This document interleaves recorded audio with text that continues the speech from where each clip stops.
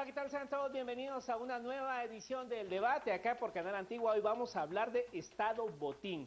Esto ante los últimos acontecimientos en donde hemos visto a redes familiares apropiarse de recursos del Estado, también exdiputados aceptando la culpabilidad en cuanto a haber negociado plazas para ellos, en fin, un Estado que se ha convertido en botín para algunos malos políticos. Así arrancamos. En octubre de 2016, el Congreso de la República aprobó de urgencia nacional las reformas a la Ley de Contrataciones del Estado, las cuales modificaron los requisitos para las adquisiciones que se realizan a través de las instituciones de gobierno. Por ejemplo, antes de las reformas, las compras directas podían realizarse hasta por un monto de 150.000 quetzales. Ahora el monto se redujo a 90.000 quetzales. Sin embargo, los diferentes cambios que ha sufrido la citada ley no han impedido que en cada administración de gobierno existan funcionarios que aprovechan las debilidades del sistema de compras estatales para enriquecerse ilícitamente. ¿Está demasiado parchada la ley de contrataciones? ¿Se necesita de una nueva ley?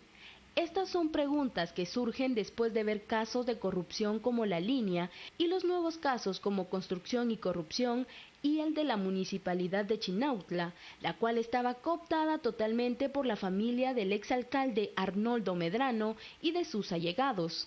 El reto de cada administración de gobierno es combatir la corrupción. Pero mientras la ley de contrataciones tiene muchos subterfugios que permiten adquisiciones y contrataciones que rayan en lo anómalo, la ley del presupuesto nacional y sus candados no permite ejecutar el presupuesto de las instituciones con la agilidad que debería. A la fecha, la ejecución no supera el 40%. Hoy en el debate hablaremos sobre cómo este sistema ha sido aprovechado para que el Estado sea visto como un botín para enriquecerse o beneficiar a financistas y familiares. Iniciamos entonces el debate acá en Canal Antigua. Vamos a presentarles antes a las personas que nos acompañan acá en el estudio. Le damos la bienvenida a Luis Fernando Mac, analista político de Flaxo. ¿Qué tal? También a Aníbal Samayoa, analista en temas de transparencia y gasto público, bienvenido. Y a Marvin Flores de Acción Ciudadana. Bueno, señores, hemos visto durante estos días varios casos que una vez más reflejan, como le hemos titulado a este episodio, Estado Botín. Hay malos políticos que siguen viendo al Estado como un método para enriquecerse, negociar plazas para ellos. Es un tema de cultura, es un tema de malas personas. ¿De qué estamos hablando? Porque una vez más subyace corrupción, malas prácticas. Luis Fernando, ¿de qué estamos hablando? ¿Es un tema de cultura ya de la clase política? Es una combinación de muchos factores, es un tema de cultura, por supuesto, pero es un tema también de instituciones débiles, de leyes caducas, o diríamos reglamentos caducos, de una serie de factores obviamente que hacen esa combinación. Y el problema no es, diríamos, solamente que estemos en un momento coyuntural en donde antes sí las cosas eran bien y ahora están mal.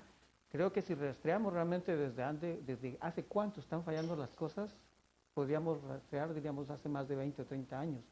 Entonces el problema es que hay un acumulado de temas, un arrastre, como decía el compañero justamente, de temas que en la práctica hace que tengamos ahorita una madeja de problemas juntos que es bien difícil, diríamos, abordarlos. ¿Qué tanto hemos abonado a esta cultura? Marvin ya mencionaba, Luis Fernando, leyes caducas, pero ¿qué tanto también como sociedad hemos acuerpado a que esta cultura de la corrupción, del saqueo, pues siga hoy por hoy todavía reinando en el país? Bueno, yo creo que aquella frase de que cada pueblo tiene el gobierno que merece no nos queda del todo mal. Es decir, yo creo que sí, hemos contribuido mucho como sociedad al tema de mantener esa cultura, que viene forjada de siglos. Es decir, cuando nosotros hablamos de causas de la corrupción en el país, alguien nos dice, miren, sí que la ética, que el comportamiento, que el no creer en alguien, en un Dios, por ejemplo, etcétera, nos dicen, bueno, eso puede ser una causa, pero nosotros hablamos de varias causas, por ejemplo, la formación propia del Estado guatemalteco, la herencia de la colonia. Es decir, hay prácticas que se ven todavía normales, como en un pueblo llevarle un regalo a un funcionario o a un empleado público para que trabaje, digamos. Esa es una práctica heredada desde la colonia con la encomienda, por ejemplo. Entonces, tenemos todo un peso histórico, digamos, de malas prácticas heredadas, acumuladas, y también un proceso a la democracia que nunca ha terminado de cuajar, a pesar de que en el 85 se hace el espacio formal, pero después se da todo un proceso de captura del Estado, que es lo que estamos viendo ahorita con la línea 1, por ejemplo, que es el caso que destapa toda esa estructura, que después de la guerra se apodera del manejo del Estado ya en la era democrática. Ahora bien, Aníbal, viendo los últimos casos de los últimos días, estas redes familiares en torno al exalcalde Medrano de Chinautla, o sea, ¿es fácil entonces incurrir en este tipo de prácticas? Tal como decía Marvin, pareciera que el Estado está hecho para que quien quiera llegar a delinquir lo pueda hacer impunemente. Yo creo que la configuración del problema está en cómo se concibió el Estado desde el inicio. Esa caracterización de cómo entendemos al Estado es cómo resulta la calidad de leyes, la calidad de funcionarios públicos y la calidad de ciudadanía. En ese sentido, vemos que hay políticos que van precisamente a hacer del Estado un botín, porque el Estado no está conceptualizado de una forma, digamos, teóricamente está bien planteado.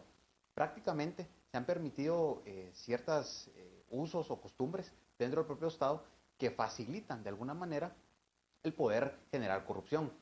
Establecemos, por ejemplo, en la ley de contrataciones, casos en donde ahora pareciera que se restringiera un poco más el miedo que se puede fomentar en un funcionario al no cometer actos de corrupción.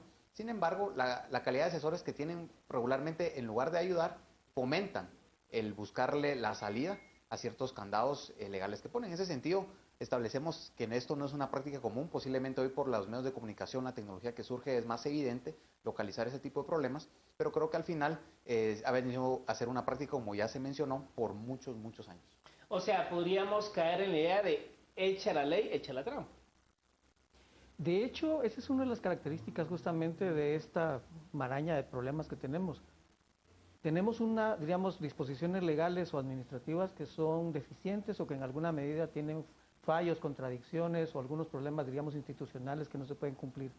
Y sobre esos fallos técnicos existe también fallos deliberados que permiten, obviamente, el punto es que sobre esos fallos o esos problemas formales de reglamentación o de control, existen una serie de soluciones informales.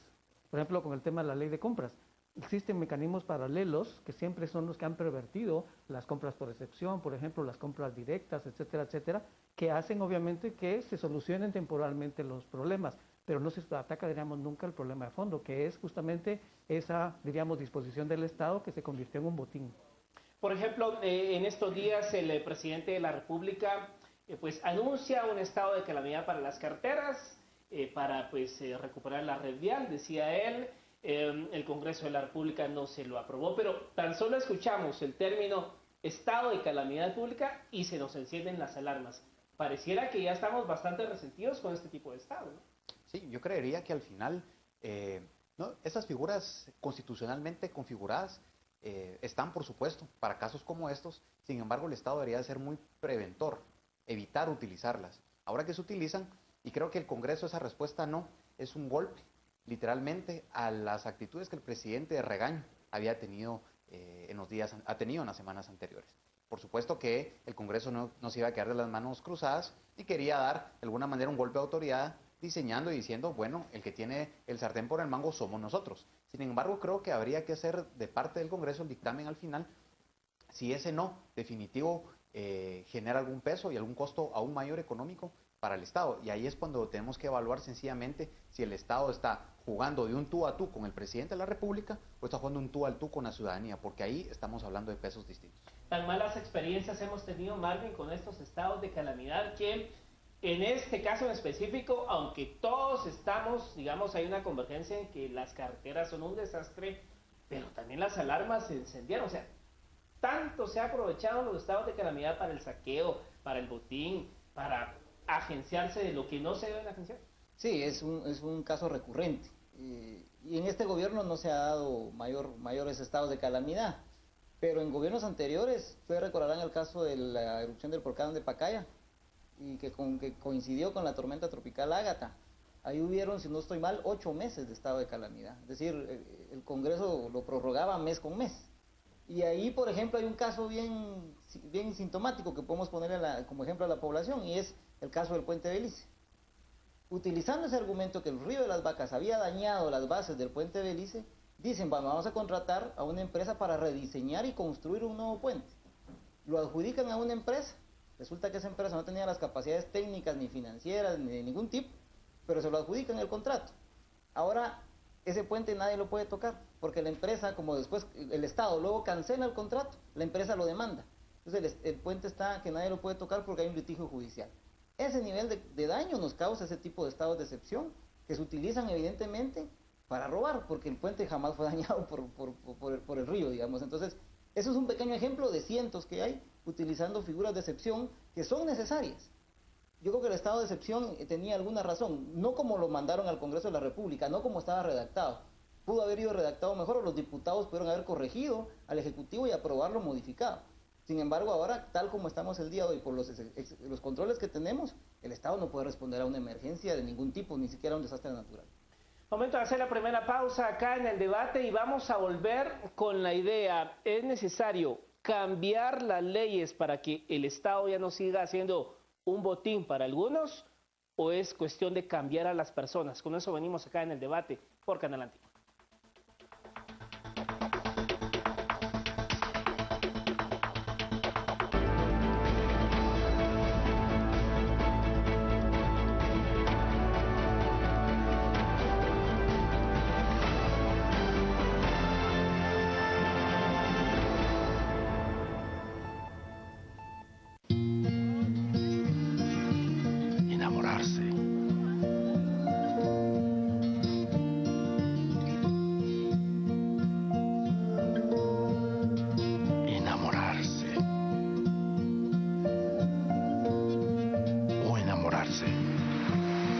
Tenemos una cuenta para cada etapa de tu vida. Inicia con Cuenta Prospera. Crece con Ahorro Preferente. Trasciende con Ahorro Premier. Ahorra o nunca. Con GIT Continental, el banco de tu vida. El San Juan de Dios es el hospital más grande de Guatemala y su capacidad resolutiva pues es eficiente, ¿no? Es lo mejor.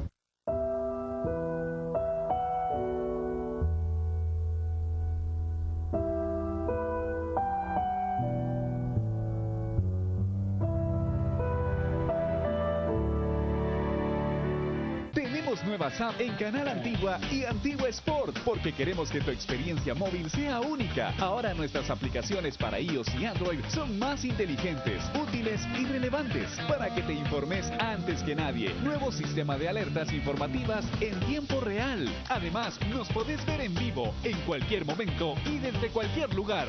Conoces más acerca de nuestros conductores y accedes a un archivo de videos de manera muy simple. Tenemos nuevas apps en Canal Antigua y Antigua Sport. Bájalas y llévanos con vos. Amigos de Canal Antigua, Juan Carlos. En Canal Antigua estamos orgullosos de nuestra alianza estratégica con CNN. En Guatemala, Donald Trump, el referente de noticias a nivel mundial. Canal Antigua, en alianza con CNN, ofrece a su audiencia la ventana a los contenidos noticiosos más relevantes en todo el globo. En Guatemala, Canal Antigua y CNN, la ventana a toda la información.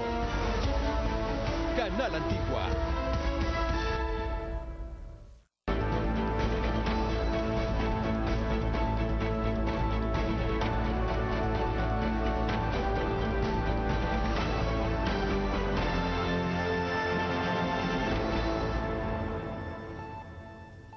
Estamos ya de vuelta acá en el debate por Canal Antigua. Estamos hablando acerca del Estado botín y cómo lo perciben algunos malos funcionarios públicos. Luis Fernando, acá el tema es de cambiar todo el andamiaje legal o es el cambiar a las personas porque el andamiaje tiene ciertos candados que no permiten la corrupción. ¿De qué estamos hablando? Creo que una dosis de las dos cosas, pero obviamente en el tema legal tendríamos que hacer obviamente cambios. Pero el problema de las dimensiones de los cambios es, diríamos, que todavía no tendríamos el control de, obviamente, el órgano que lo cambia, que es el Congreso, porque la lista realmente de temas o de leyes que hay que cambiar en el Congreso es muy grande. Y obviamente no tenemos un Congreso eficiente, ni un Congreso, diríamos, proclive al cambio. Entonces ahí donde está, necesitamos hacer cambios institucionales, legales, pero necesitamos también cambiar a las personas que están actualmente tomando decisiones, porque las dos cosas juntas nos tienen ahorita metidos en este hoyo y agujero realmente que estamos en Guatemala. ¿Comparten ustedes esa idea de cambiar personas o cambiar leyes, Marco? Yo creo que más que personas y leyes es el sistema completo.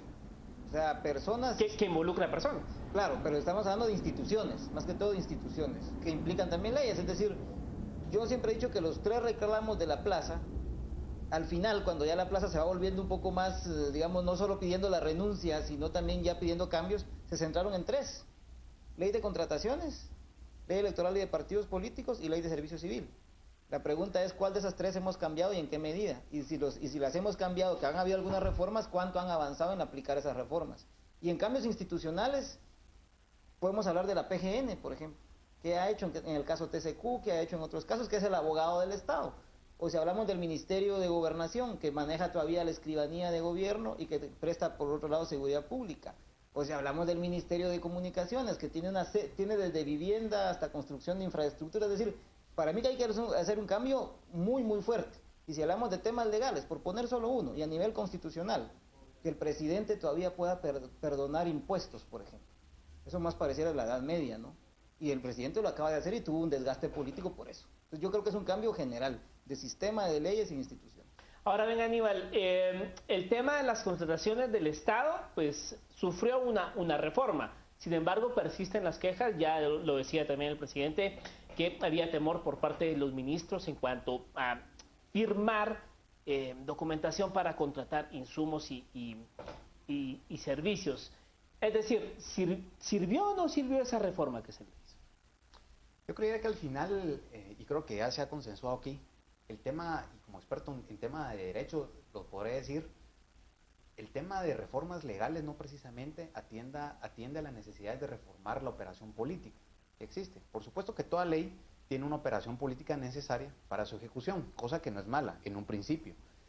Pero cuando evaluamos reformas y decimos, bueno, se agrega por ejemplo la subasta inversa. Bueno, pero ¿en qué se ha aplicado? Creo que han habido 2, 3 casos en el actual, desde que se implementó, en que se ha hecho. Pero cuando evaluamos eso decimos, si el fin fuera el ahorro, pues está bien, pero no es la única cosa o la única variable que está dentro de esa fórmula. Estamos evaluando que me están pidiendo a un menor costo la mayor calidad posible de un trabajo que no es a lo privado, que fuera solo de uno a otra persona, podría debatirse. Estamos hablando que es algo de un servicio que le sirve a millones de personas. Entonces estamos estableciendo que al final las leyes, por supuesto, cuando se crean o se reforman, atienden a cambios sociales, culturales, económicos y de todo sentido. Pero creo que al fin y al cabo no estamos dando un clavo, que es transparentar esa operación política de licitaciones, de adjudicaciones, de juntas de licitación, de inclusive formas de hacerse de bienes para poder prestar servicios y mejores servicios a la ciudadanía. Es decir, no es tan holístico al final el tema, porque vemos que sigue casos de corrupción, se están destapando más casos, reinciden otros casos, se abren otros. Entonces, no creo que la reforma haya sido lo suficientemente sólida para poder establecer mejores mecanismos de contratación. Si no fue suficientemente sólida y lo que se busca es transparentar con qué clase política hacemos esos cambios. Esa es una muy buena pregunta, porque los abogados siempre frecuentemente dicen que a veces las leyes no son el problema o no es el único problema, porque hay algunas leyes que son muy buenas pero que no se cumplen, o en dado caso se cumplen muy mal, porque los encargados de cumplirlo pues lo hacen, diríamos, de manera discrecional o en alguna medida realmente de manera muy laxa. En ese sentido tenemos una clase política que parece que no quiere realmente cambiar y que está acostumbrado realmente al Estado como botín. Ahora bien, hacía Marvin mención del tema de los planteamientos de la plaza. Volvamos a esa idea. El tema de ley electoral y de partidos políticos, entonces, con las reformas que se le hicieron, no podemos esperar que venga una nueva clase política en 2019 para que haga los cambios que Aníbal hacía referencia. Yo creo que hay pequeños pasos. Es decir, se mejora los controles, es decir, se fortalece un poquito al Tribunal Supremo Electoral. ¿Qué tanta capacidad está adquiriendo el tribunal? Es otra cosa. Si no estoy mal, creo que no han sacado ni siquiera el reglamento de la nueva ley electoral y de partidos políticos. Es decir, de nada nos sirve que se establezcan mejores controles si la auditoría electoral del Tribunal Supremo Electoral no se va a fortalecer.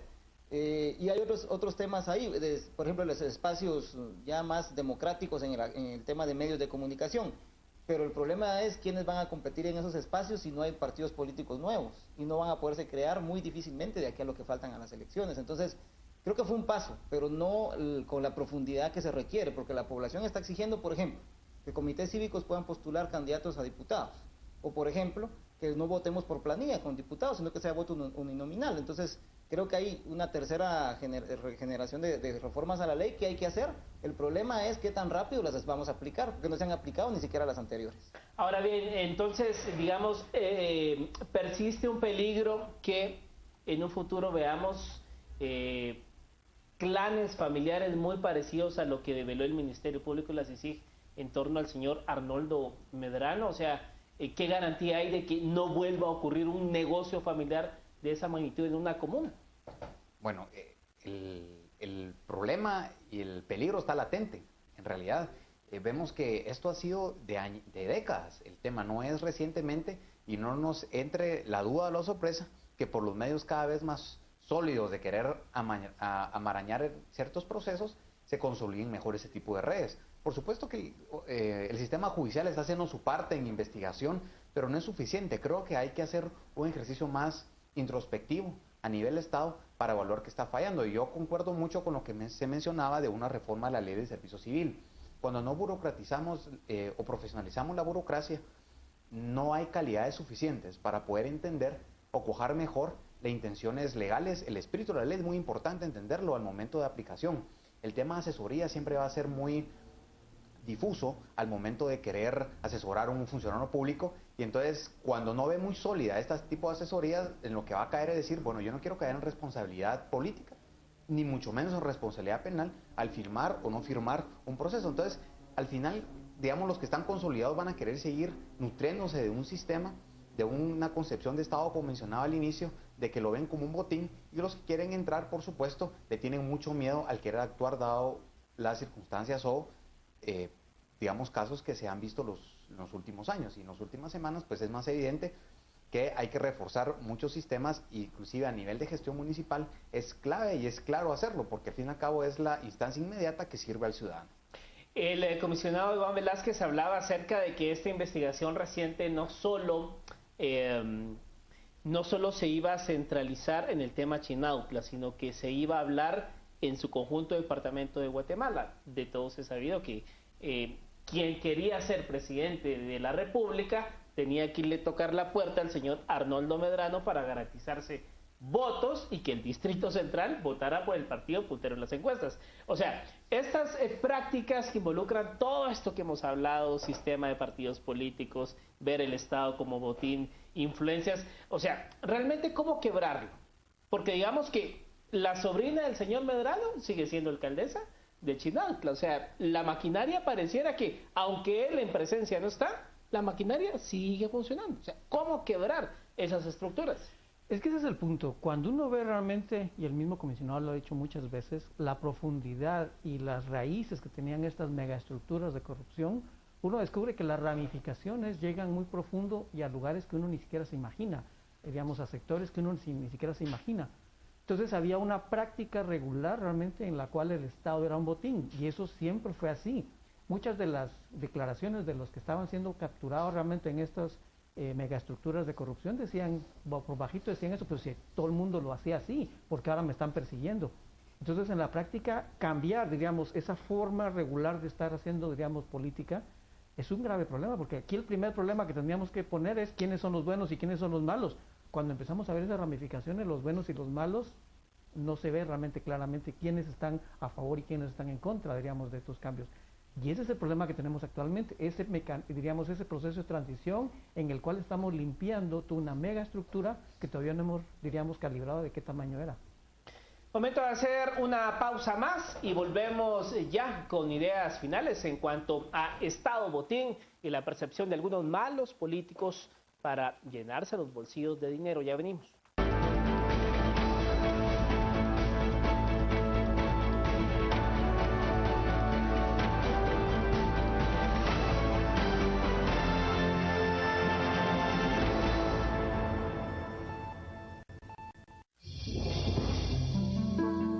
Cafeuleo, el café que mueve al mundo. Cafeuleo, el café que mueve al mundo. Enriquecido con privilegiadas características gastronómicas. Así es Capeuleo. Capeuleo, el café que mueve al mundo. El San Juan de Dios es el hospital más grande de Guatemala y su capacidad resolutiva pues es eficiente, ¿no? Es lo mejor.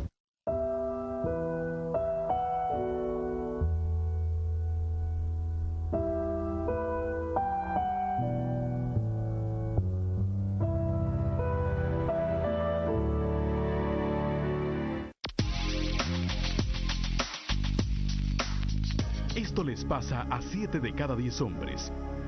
Se levantan varias veces en la noche, tienen urgencias repentinas, siente molestias o dolor al orinar. Es probable que usted tenga próstata agrandada, algo muy normal en millones de hombres, pero también muy peligroso. Prostalid ha demostrado que reduce los síntomas de la hiperplasia prostática benigna. Prostalid desinflama y permite que los conductos funcionen normalmente en muy corto tiempo. Semana y media empecé a sentir los cambios. Nunca más volví a tener esa urgencia para ir al baño. Fueron más de 3 años de investigación para lograr esta fórmula que considero es la más completa que jamás se haya desarrollado. Ya lo sabe, para una vida plena, una próstata desinflamada con Prostalid. Llame ahora, porque hoy le ofrecemos la solución para eliminar los síntomas de la próstata agrandada. Hoy puede probar Prostalid totalmente gratis por 30 días. Sí, llame ya.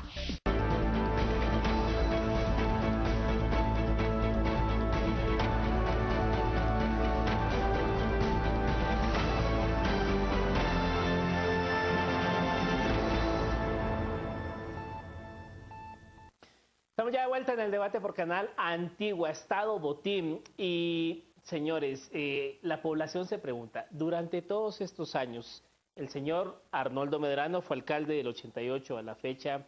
El exdiputado Mario Yáñez, pues acaba de admitir que sí, que él incurrió en tráfico de influencias, que quería plazas para su persona vía Ministerio de Desarrollo Social. O sea, la población se pregunta, y en todo esto, la Contraloría, o sea, ¿qué ha hecho durante todo este tiempo? Pareciera que los casos le estallan y le estallan en las narices a la Contraloría. Sí, bueno, la Contraloría en algún momento se volvió parte de ese engranaje de corrupción, de ese Estado Botín. Y formó parte primero porque es una institución que viene de mucho tiempo atrás, a diferencia de la Corte de Constitucionalidad, del Tribunal Supremo Electoral, de instituciones relativamente nuevas. Entonces la Contraloría también fue capturada o fue paulatinamente siendo capturada por los mismos mecanismos en que se designa el Contralor. Revisen ustedes quiénes han sido los que eligen a los Contralores, ese mecanismo que está en la Constitución que hay que cambiar, que es otra vez el tema de comisiones de postulación, que los diputados por eso tienen entrampada la reforma de la Constitución, porque ahí está parte del botín en el que ellos negocian y ahí está mucho de la explicación. Entonces, la Contraloría formó parte del sistema, igual que los tribunales de justicia, igual que el Ministerio Público. Ahora el tema es qué se está haciendo para salirse de ese engranaje de corrupción y ya no formar parte de él. La Contraloría, ¿cómo sanear el ente que por mandato constitucional tiene que precisamente controlar, ver que no ocurre el tema de Arnoldo Medrano u otros alcaldes, temas de plazas fantasmas, o sea, ¿cómo lograr que sea un ente realmente que dé resultados? Bueno, habría muchas cosas obviamente que hacer con la Contraloría. Por ejemplo, una de las tantas cosas que se ha mencionado, la Contraloría casi siempre fiscaliza a posteriori. Tendría que hacer un trabajo preventivo realmente, todo un trabajo preventivo para estar evitando obviamente todos estos problemas. Ese es el primer problema. El segundo problema es la discrecionalidad que tiene, diríamos, la Contraloría para manejar sus criterios, diríamos, de control.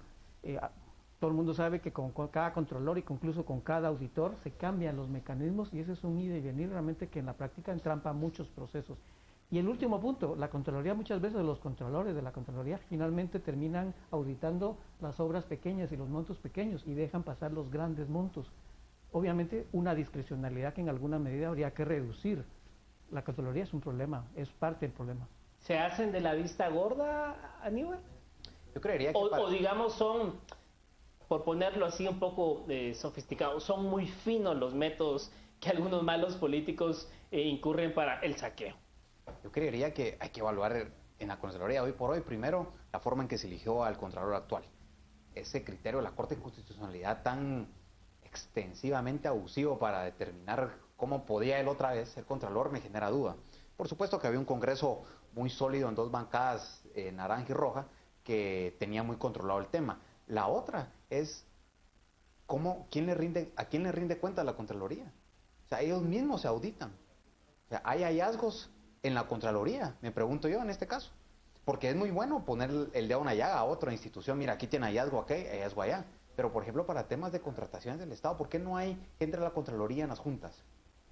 Porque eso sería más barato para el Estado que tener 4 meses a la gente trabajando de sol a sol, tratando de buscar hallazgos en instituciones y se les pasan justamente, casualmente, algunos casos importantes. Entonces, al final la Contraloría está, digamos, constitucionalmente establecida como el órgano de control, ¿verdad? En muchos aspectos, pero no me está diciendo cómo se controla a sí mismo, porque no se puede autorregular en este caso. Entonces, al final, vemos que hay hallazgos que no tocan a los grandes, porque los grandes tocan a la Contraloría. Entonces, ahí sí se vería un gran hallazgo. Entonces, al final, la Contraloría para haciendo el juego que todos están tratando de jugar para salvarse el pellejo al final y no caer en manos de un MP y una CICI que está consolidando de alguna manera capturas, denuncias y juicios, digamos, de gran impacto. Ahora bien, en todo esto, ¿cómo ven ustedes el rol que está jugando el sistema de justicia? Porque ya hacíamos referencia al caso del exdiputado Mario Yáñez de el partido Líder, bloque parlamentario el mayor del Congreso de la séptima legislatura, año 2015, lograba el entonces ministro de Desarrollo Social, y hoy dice el exdiputado Yáñez: sí, soy culpable, yo quise que me dieran plazas en el Ministerio de Desarrollo Social, pero resulta que viene la jueza y dice en su resolución que la pena es que durante 3 años él no puede optar a cargos públicos. ¿Realmente una pena de esas sienta precedente? Por supuesto que no. Es tan, ¿qué se le podría llamar? Tan pequeña que en la práctica más bien lo que hace es alentar, digamos, estos comportamientos, corruptos.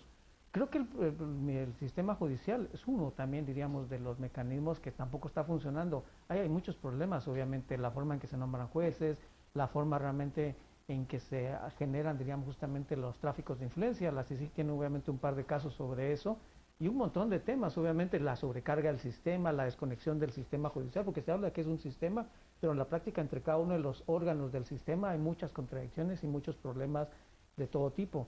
Entonces, tenemos justamente también un problema de un sistema de justicia que no está caminando adecuadamente. Solo con de los temas que tiene, por ejemplo, CICIG y el Ministerio Público entrampados, ahí tenemos por lo menos varios años, diríamos, en las cuales no va a haber una sentencia firme. Entonces, obviamente, tenemos un rezago judicial bastante fuerte. Marvin, el rol del sistema de justicia en todo esto. Bueno, ahí hay, diría yo, varios problemas. Primero, quizá hace falta reformar algunas leyes en cuanto a las sentencias. Por ejemplo, me llama la atención el caso de este diputado Mario Yáñez. ¿Por qué no suspenderlos de por vida en la participación política? Por ejemplo, la famosa muerte civil que se decretó en algún país de América del Sur, así que ya no puedes participar en política, no darte 3 años de suspensión, por ejemplo. Puede ser un tema de leyes.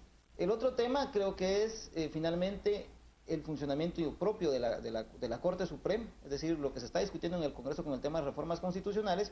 Y por último, los mecanismos internos, porque cada institución tiene sus mecanismos internos de control.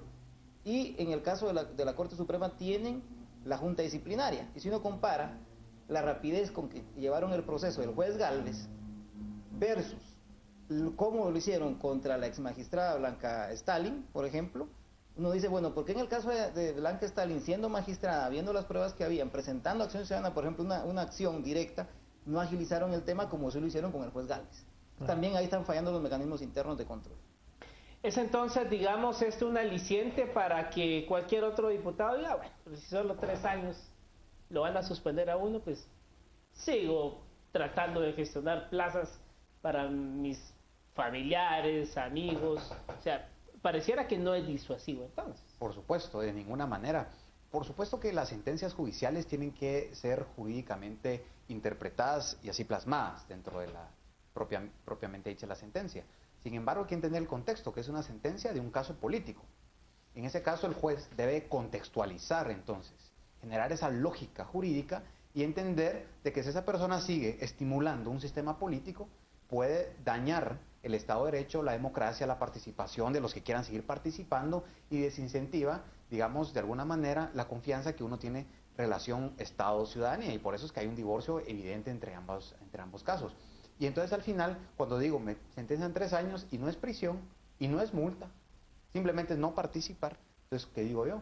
Bueno, en 3 años no participo, pero gesté otro proyecto político y participo el 4, pongo la gente y sigo generando plazas fantasmas, me meto en licitaciones, adjudico quien yo quiera. Vemos un tema Alejandro Sinibaldi, que armó una red intelectualmente muy sólida, digamos, pero ya de alguna manera ya se descubrió judicialmente que tiene que, por supuesto, ir a tribunales. Entonces al final el sistema de justicia hace lo que puede, pero eso no basta, no puedo decir, bueno, hizo lo que pudo. Para mí no es suficiente, creo que hay que tener sentencias que generen un antecedente importantísimo para futuros políticos. Por supuesto que eso va a depurar no solo la clase política con el tiempo, sino que va a generar mejor calidad de candidatos a los que los ciudadanos podamos sentir satisfechos de ir a votar. Entramos ya a la fase final, los últimos minutos del programa, y quisiera pues conocer ideas finales. ¿Cómo romper esa idea de Estado botín? ¿Cómo realmente el guatemalteco ya está cansado de escuchar cifras millonarias, de escuchar de que clanes familiares asaltaron determinada alcaldía, de que hay diputados que tenían en dependencias a sus sobrinos, primos? O sea, ¿cómo terminar ese concepto de Estado botín? Bueno, son varios temas, no es un cambio cultural tan fácil. Primero diría yo, hay que ver qué pasa en el corto plazo. Hay elecciones muy importantes, la elección del Ministerio Público, por ejemplo, que es ya en estos meses. Acabamos de pasar una elección del Procurador de Derechos Humanos que creo yo fue bastante bien llevada por el Congreso de la República. Ahora viene una elección clave que es el caso del Ministerio Público. Las mafias a este país le estaban apostando a tener un embajador de Estados Unidos que fuera ad hoc a ellos, no lo lograron. No lograron, digamos, en el caso del PDH, tener quizá alguien que ellos no necesariamente querían, porque es una institución importante en el tema de acceso a la información pública, por ejemplo, en todo el tema de derechos humanos. Ahora viene una elección, diría yo, de las más claves, que es el caso del Ministerio Público. Lo otro va a ser las sentencias, que decía Luis Fernando Mac, que se puedan dar en los casos de corrupción. Pero finalmente también es un tema de cultura de los guatemaltecos que ojalá las grandes mayorías aprendamos a votar y no sigamos eligiendo a esos caciques locales que por 28 años tienen capturada a una corporación municipal. Pues Fernando, ideas finales, ¿cómo quebrar el concepto Estado botín? Es bien complejo realmente, pero yo creo que habría que recuperar la agencia realmente. ¿Quiénes son los actores, tanto institucionales como ciudadanos, que están impulsando los cambios? Porque hay que recuperar justamente lo maravilloso, lo excepcional que fue el 2015. La plaza fue un factor de cambio muy importante. No avanzamos más, diríamos, en esos cambios institucionales y legales, porque obviamente no había esa claridad tampoco en ese año realmente para poder impulsar esos cambios. Pero creo que la ciudadanía tiene que estar consciente que si a los políticos no se les presiona y no se les obliga realmente, tampoco van a cambiar, porque ellos son parte de este sistema y se benefician obviamente del sistema actual.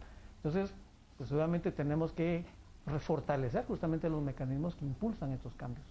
Finalmente, Aníbal, ¿cómo lograr que la ciudadanía también se involucre y esté muy pendiente de futuros procesos de elección de funcionarios y sobre todo para evitar que malos funcionarios vean y sigan viendo el Estado como un botón? Creería que fortalecer, por supuesto, la sociedad civil que ha generado buenos ejercicios, pero puede hacerlo mejor.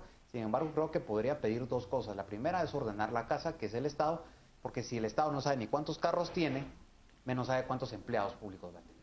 En ese sentido, no podemos determinar, y es más difícil para un ministro público, tratar de investigar redes familiares, nepotismos o compadrazos, como le llaman, dentro del Estado.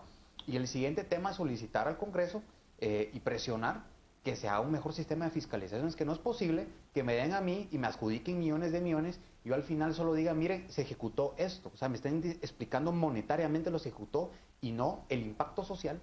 Si fue buena la obra, fue mala, hubo robo, no hubo robo. Simplemente vemos el ejemplo de un presidente que por así está en la normativa de que cada año hace un informe, pero no me dice la eficacia o con eficiencia que se llevaron a cabo la ejecución de recursos. Entonces, el ciudadano tiene que estar pendiente de exigir mejores sistemas de fiscalización. Pues gracias a los 3 por haber estado con nosotros en este episodio de El Debate, hablando sobre el Estado botín y qué tanto los guatemaltecos nos tenemos que involucrar para romper de una vez por todas esta idea. Gracias por su sintonía. Nos vemos en una próxima entrega.